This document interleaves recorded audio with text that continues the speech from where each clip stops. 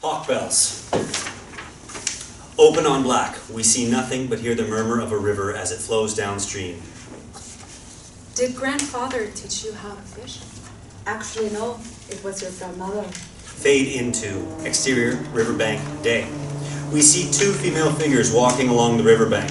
Casiguaya, 24, and Yahima, 13. Two indigenous Tainos, mother and daughter. Casiguaya carries a net, while Yahima carries a basket filled with senna shrubs. Taino dialogue will be spoken in Arawak language. Really? I thought grandfather was a good fisherman.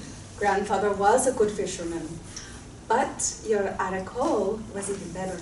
She taught me all the ways and tricks of the river. And now it's my turn to teach you. They stop walking. The mother grabs a handful of shrubs, walks a few steps into the river, and drops them into the water. She walks back to Yahima, who is crouching and unfolding the net. Casiguaya gets down alongside her. Now pay attention. See, the fish will try to eat the leaves thinking it's food, but it's actually bad for them. When they get slow and lame, that's when we get the net to catch them. And bring them home and eat them? Yes, exactly. Father can teach you that part, if you want. Yahima dips her hands in the water and starts washing them. Casiguaya does the same. We see their hands touching, a mother's hands caressing a child's hands. Your hands are so small. I remember when my hands were so small. I think my hands are big and strong. I think they are As big as father's? I think we both have beautiful hands. They hold hands intimately for a moment. We don't see their faces, just their hands deep in the water. It's nurturing and tender. Exterior, village, day. We see as Casiguaya and Yahima walk silently along the village, mostly focusing on their hand-holding. Interior, hut, day. We linger on the mother teaching her daughter how to weave a basket. We watch as their hands move. Take your time. There's no rush. Just make sure it's strong. Exterior, riverbank, dusk. We see Casiguaya's reflection on the water for a moment as she looks into her own eyes. We cut to her actual eyes, and then her hands dip into the water to clean her face. Yahima follows the actions and smiles. Exterior, hot, night. We see a few women gathered around a fire eating multicolored corn and nyoka, including Casiguaya's best friend, Tanina. They are gossiping about their love lives with the men of the village. Taino women lived separately from the men, but had autonomy and equal footing as them. When he was young, the cacique was very active. I'm sure it was very active. The group giggles. What is going on? I don't get it. I don't think it matters yet. She's old enough to know. Atabi knows. We all know. Could be. Could be. Love guides us all to the great truths of Atabe. Interior, hot, night. We see fingers intertwined in a passionate and strong way. We realize Casiguaya is having intense sex with her partner and Yahima's father, Nakam. We focus mostly on the hands traveling across each other. We cut abruptly to her laying down on a bed of leaves alongside him as her hands extend outwardly towards the ceiling of the hut. Her hands snake their way up her arms. You have such small hands. My daughter thinks I have big hands. No, she's just small. Our daughter is just a peculiar girl. I've been taking her to the river. My mother would take me to the river. She taught me to fish. So did mine. I love how the water moves, the fish move, the feeling against my hands, trying to catch but never being able to take it all. Take it all? The river. They both lay in bed together, looking at the hut's ceiling. They stay silent and we see their hands separate. Exterior, village, dawn. We follow Casiguaya with Yahima. They walk along the village. We see them start the walk holding hands as Casiguaya is carrying a bag full of yucca. They let go of each other. I'm going to the riverbank. Take care of the yucca for me. We follow Casiguaya as she walks to the river. Yahima looks on as she walks away and passes the yucca to a fellow villager. Exterior, jungle, dawn. We watch Casiguaya's bare feet walking on the dirt and her face looking steadily ahead. She glances down for a moment, looking at her own feet. She looks back up and is violently hit on the head. We cut to black with the impact.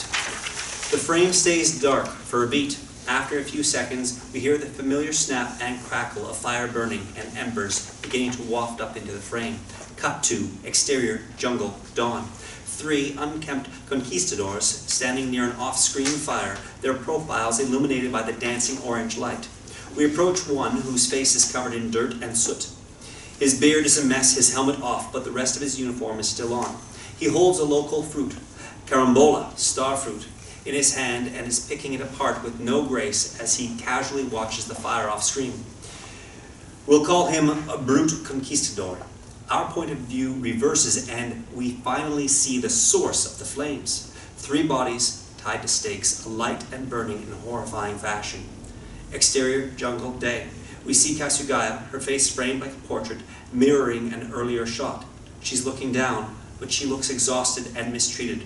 Her face looks dirty, her eyes puffy from crying. We cut to her feet, also mimicking an earlier shot, which are red and look worn out. Casiguaya looks up at the viewer, a longing look of pain written in her eyes. Cut to exterior, muddy field, day. Casiguaya's hands are digging into the raw earth. We focus on her hands grabbing clumps of dirt. We see other women around her doing the same, holding on them to take in their solemn gazes and feeling of hard labor. All the women are wearing hawk bells around their necks. We see small hands raking the mud and reveals those belonging to Yahima, tears running down her face as she does her task. A few yards from the women we see a close-up of black boots walking, patrolling the field. The menace is palpable. Casiguaya scoops out some mud and pauses. She reaches into the hole and lifts out a small piece of gold. For a brief second, her face looks relieved. She places the gold into a pouch and goes back to digging. Exterior, cotton field, dusk. We see Casiguaya and others picking cotton in a field. The older woman from earlier is struggling with the work, her hands trembling and bleeding. Casiguaya approaches her and helps her in silence. They catch each other's tortured eyes. Casiguaya checks the older woman's basket and finds it empty. The older woman can only return a look of pained acceptance. A few feet away, Yahima is picking cotton herself. Exterior, village, dusk. We see all the women of the village gathered around.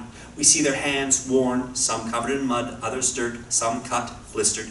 We then see gloved hands of the conquistadors pushing into the women into a line. We watch the polished boots stepping onto the dirt. Their gloved hands reaching to all the pouches and taking the gold out. We see the other hands collect baskets of cotton. It is the brute. We reach the older woman. We see her basket is empty. We stay on the brute's nonplussed face. He pulls out a carambola from his satchel and begins to eat it. Interior, hut, night. Casiguaya cradles a crying Yahima, trying to lull her to sleep. Just remember the river, young one. Just remember the water. Outside we hear rain begin to fall and Casiguaya's eyes water. Exterior, jungle, day. It is still raining. Casiguaya is looking up, letting it fall on her face. She looks down at her hands, watching the water slip between her fingers, and then buries them back in the mud. She starts to dig. Next to her, we see Yahima, coughing as she digs nearly elbow deep, not finding anything and looking frustrated. Casiguaya looks over at her. She grasps her pouch, which is full. She leans over and unclasps Yahima's, which is empty, and switches it with hers. Tanima sees them, but simply nods in solidarity. Casiguaya smiles to her daughter as they continue to dig. Exterior, conquistador camp, day. Brief montage of people moving armaments and cotton bundles into camp. Spare dialogue from unknown men speaking Old Spanish. We see their hands placing things away, things they've stolen or taken. One pair of hands examines the gold that has been collected.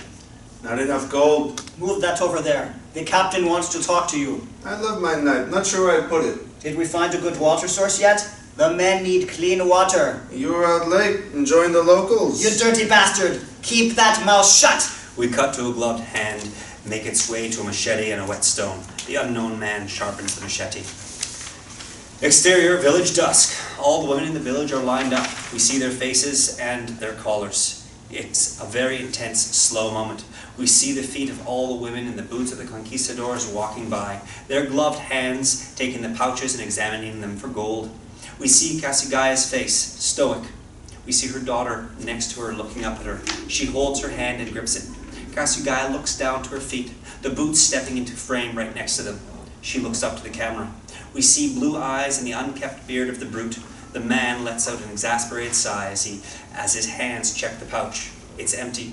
Everyone in the village is looking. All the women's faces turn to Casiguaya. Yahima lets go of her hand. The brute takes her by the hand and drags her out of the line. Damn it, fucking dog shit! I have better things to do! The brute yanks Casiguaya, dragging her feet behind her. Yahima's eyes begin to well up and she looks down at her own hands, small but now worn. The world around Casiguaya turns disoriented and hellish as she's dragged and witnesses what happens around her. We see villagers huddled next to a hut, sick with fever, ignored. Back at the line, we see the other women wanting to help her. We see a line of blindfolded Taino men and conquistadors aiming at them. One of them is Nakan, the conquistadors fire. We see other soldiers playing with a traditional rubber ball made by the Tainos. They laugh gleefully. We see children digging in the mud and older women carrying bundles of cotton. We see a soldier escorting a Taino man holding his rifle to his back. We see another Taino man burning at the stake, still alive, screaming to the heavens. Casiguaya reaches her destination. A small band of soldiers stand nearby, casually talking about women they missed back home. She's dumped next to a tree stump. The brute kicks her down to her knees. He ties her hands together, making a tight knot. He pulls her up to the tree stump and places her hands on the top.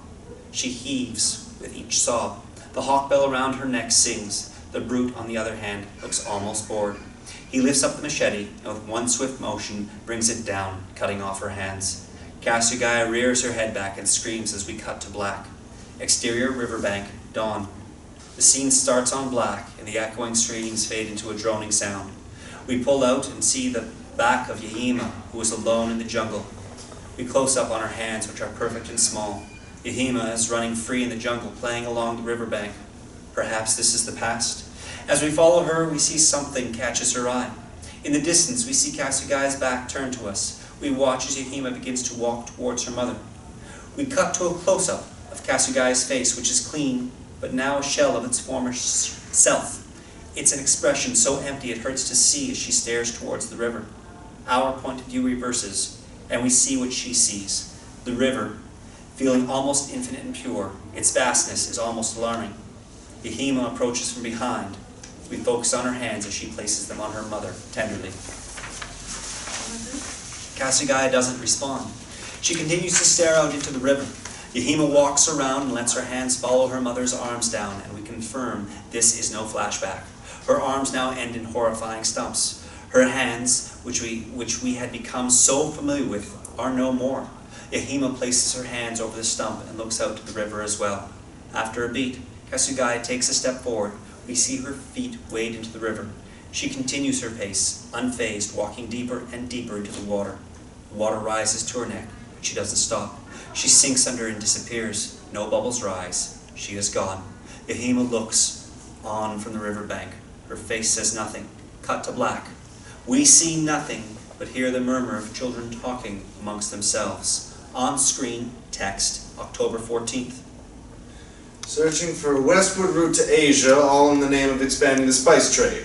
Alright, now let's turn to page 247. Fade into interior modern classroom day.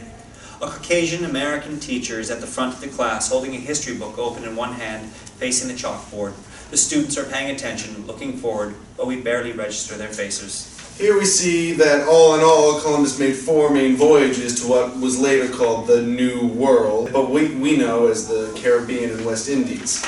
It was during his 3rd voyage that he landed on a small island off the coast of Hispaniola, which he named San Juan Bautista, but y'all and I call it Puerto Rico. Now, that was in November of 1493, but Columbus Day is celebrated today because October 1492 is when he first arrived in the Americas during his first voyage. Columbus and his crew came peacefully and tried to make alliances with the natives they encountered on the island, and... Audio fades out. The teacher begins to write something on the board, his back to the class. We see a quick montage of the students' faces staring blankly at the teacher. Cut to the credits.